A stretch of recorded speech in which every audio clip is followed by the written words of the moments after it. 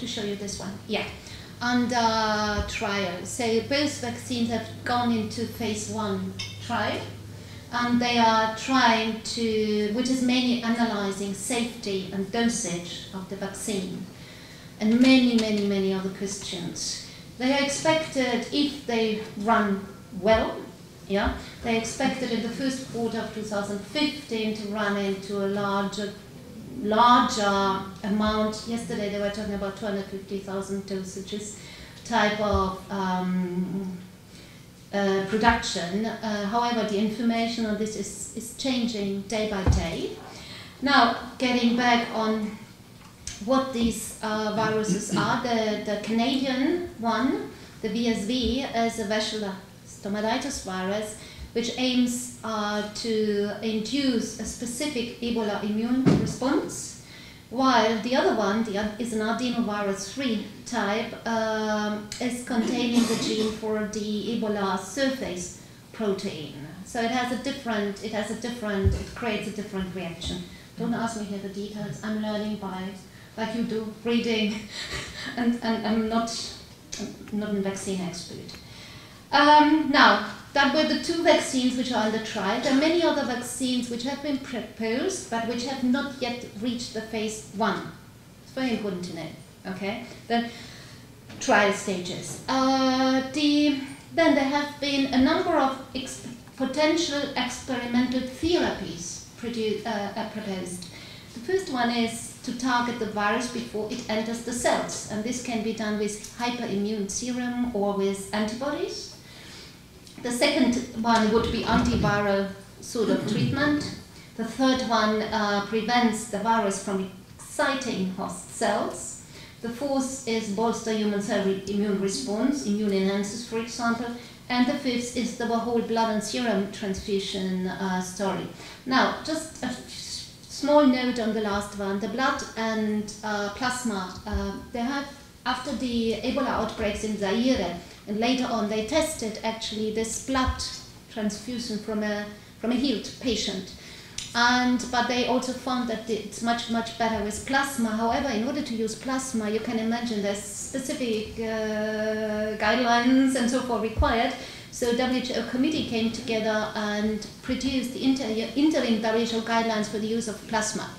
Just for your information, you can download it again from all the websites, but it's interesting to know. Of course, it will be only possible to be used at a very restricted, it's not easy to produce it rapidly and so forth.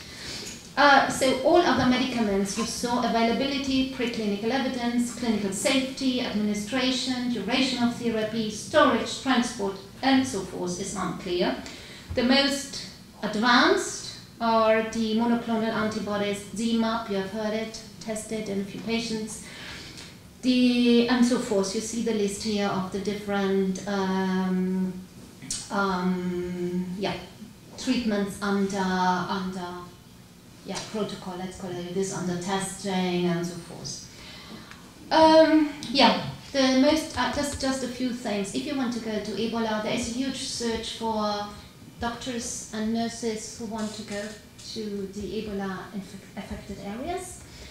In the whole of Europe, actually, for who wants to. However, I have lived and worked in Africa, like some of you here in the room, and just the notion of care. I mean, I encourage, of course, but I think one should only go if he's really fit physically. That's number one. Second, has all the vaccinations done, which are absolutely needed to be done.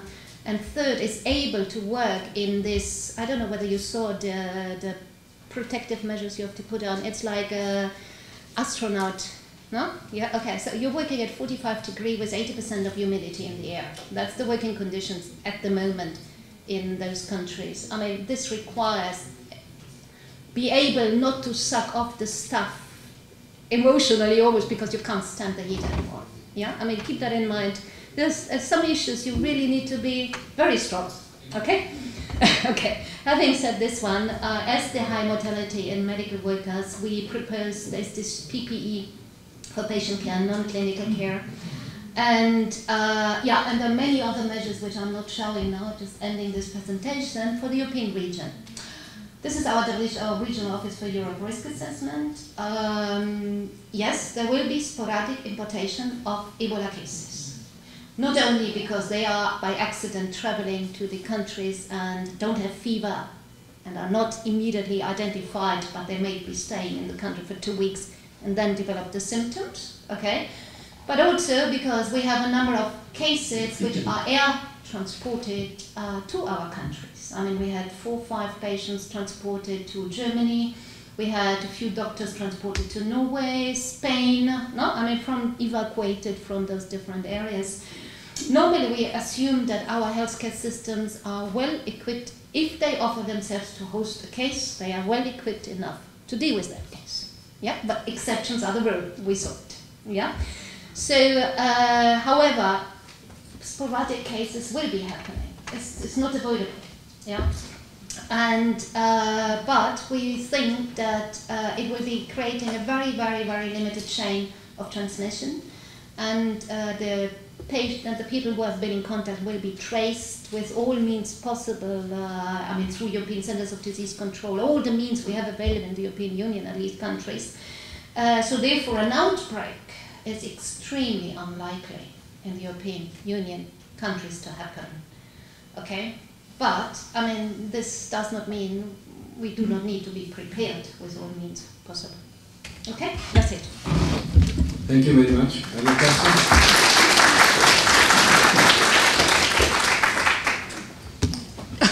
Yes. Don't ask me a question. Okay, go. Thank you very much for this very comprehensive overview of the Ebola story, which was completely unexpected. Because anyway, just a very quick question.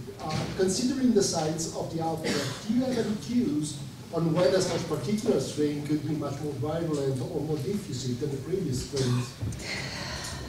Mm-hmm. Yep. I deleted that slide actually, but just a second.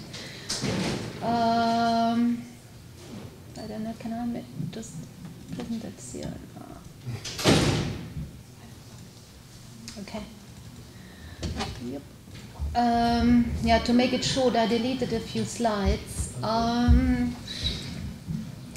There were a few of these. Apparently, the virus has gone through 200. I don't know exactly the number of times of replications of changes. Yeah, already since December 2013.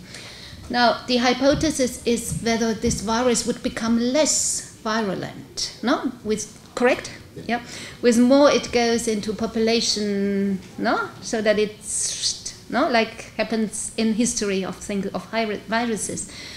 I think there are, phylogenetically speaking, 7 types, roughly, no? Okay, might be missing 1 or 2 here, but not all of them have shown the same level of virulence. So that's why the case mortality, the 26% to the 83%, is very much depending on the type, the phylogenetic type.